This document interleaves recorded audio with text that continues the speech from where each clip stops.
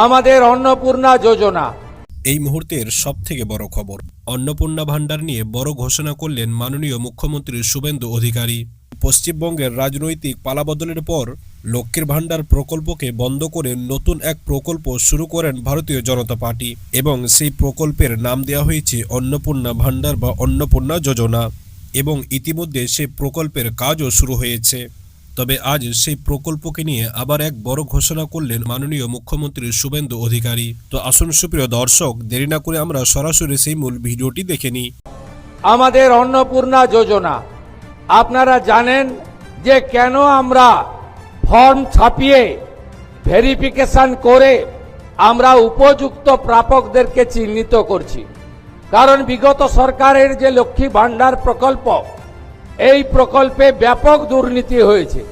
মুর্শিদাবাদ জেলার জঙ্গিপুর ব্লকে সেখানে প্রায় 4-4.5 হাজার পুরুষরা লক্ষ্মীর ভান্ডারের টাকা তুলে নিয়ে চলে গেছে। কৃষ্ণনগর 2 নম্বর ব্লকে নদিয়া জেলায় একটা অঞ্চলে 173 জন পুরুষ লক্ষ্মীর ভান্ডারের টাকা তুলেছে। আমাদের মঞ্চে ডিজিপি আছেন, তিনি তার পুলিশ সিআইডি তদন্ত করছে। একটা বড় র্যাকেট আমাদের মা বোন দিদিদের হকের অর্থ, সরকারি অর্থ লুট করেছে। তাই আমরা পরিচ্ছন্নতার সঙ্গে ফর্ম ফিল আপের মাধ্যমে আমরা আপনাদের দিতে চাই। আমরা দিতে চাই তাদের যারা সরকার বা সরকার পোষিত বা প্রাইভেট স্কুল যেখানে সরকার অনুমোদিত, সেই স্কুলে আপনাদের বাচ্চাদেরকে পড়াশোনা আপনারা করান। সেক্ষেত্রে বেসরকারি প্রাইভেট স্কুলও আমরা দেব যারা কেন্দ্রীয় বা রাজ্য বোর্ডের অনুমোদন পেয়েছে। কিন্তু আমরা এমন কোন জায়গায় দেব না যেখানে ধর্মীয় শিক্ষা দেওয়া হয়, যেখানে ভারত বিরোধী কথা শেখানো হয়। সেখানে যারা পড়াশোনা করেন তাদের পড়াশোনাটা আমাদের মূল স্ট্রিম এডুকেশন, মূল ধারার শিক্ষার মধ্যে পড়ে না, আমরা তাদেরকে দেব না।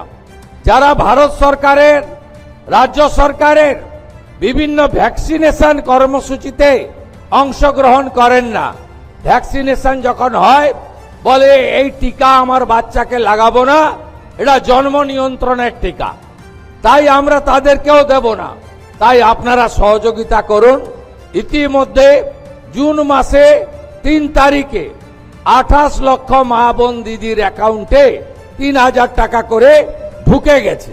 এখন অবধি 1,05,00,000 আমাদের মা বোন দিদি তারা এই অন্নপূর্ণা যোজনায় নাম নথিভুক্ত করেছেন। তাদের ভেরিফিকেশন কমপ্লিট করে আমরা পোর্টালে আপলোড করে দিয়েছি এবং এরা আগামী 1 জুলাই তারা এই জুন মাসের 3000 করে টাকা অ্যাকাউন্টেও পেয়ে যাবেন, ঢুকে যাবে। এতটুকু চিন্তা করবেন না। এখনো যারা বাকি আছেন জনকল্যাণ শিবিরে আপনারা ফর্ম ফিল আপ করুন, আধিকারিকরা সাহায্য করবে এবং আমরা প্রয়োজন হলে আমাদের বাড়ি বাড়ি গিয়ে সেই সহযোগিতা আপনাদেরকে করব। এর বাইরেও আগামী 22 তারিখে রাজ্য বাজেট আছে, সেখানে যুবকদের জন্য, সরকারি কর্মচারীদের জন্য, আমাদের শিক্ষিত চাকরি প্রার্থীদের জন্য আমাদের আরো অনেক কর্মসূচি আপনারা দেখতে পাবেন। যেহেতু বাজেট আছে আমি তার আগে বলতে পারবো না। অন্নদাতা ভগবান, কৃষক যারা আছেন কৃষকদের জন্য, তাদের জন্য আমরা কর্মসূচি নিতে চলেছি।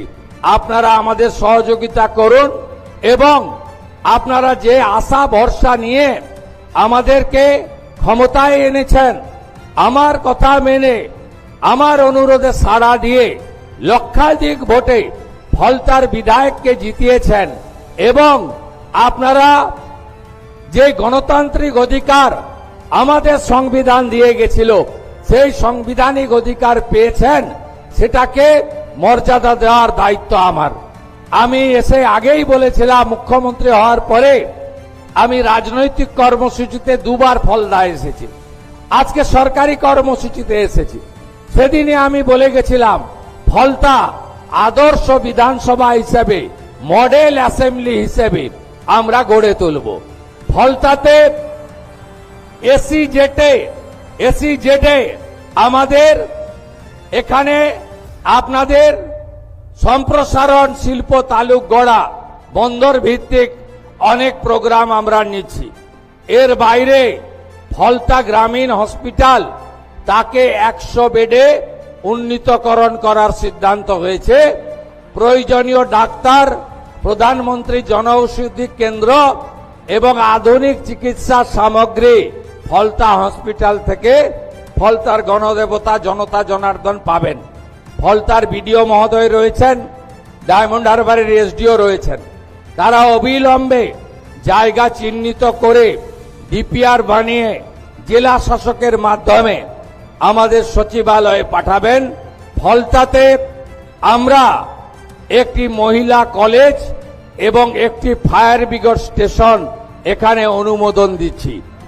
এর বাইরেও আমরা ফলতা থানাকে শক্তিশালী করা এবং ফলতা থানায় মহিলাদের জন্য আলাদা হেল্প ডেস্ক তৈরি করে এখানে আরো মহিলা অফিসারদেরকে আমরা নিয়োগ করব।